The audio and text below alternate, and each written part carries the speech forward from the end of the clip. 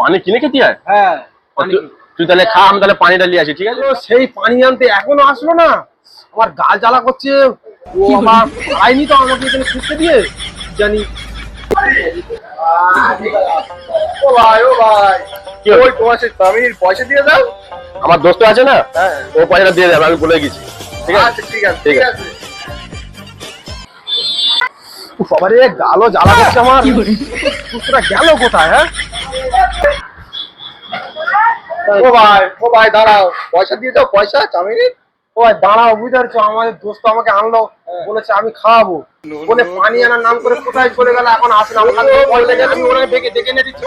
ও তো বলে গেল তোমার কাছে নিবি, আমার দোস্ত তুমি বসে দাঁড়া, আছে। আমি একটু এনে না দিচ্ছি। না না, আমার দোস্ত তো বলে গেছে, আমার দোস্ত বসে আছে, ও পয়সা দেবে। কি জ্বালাই করছে তাহলে, দোস্তটার থেকে দিয়ে কোথায় গেল বলো তো?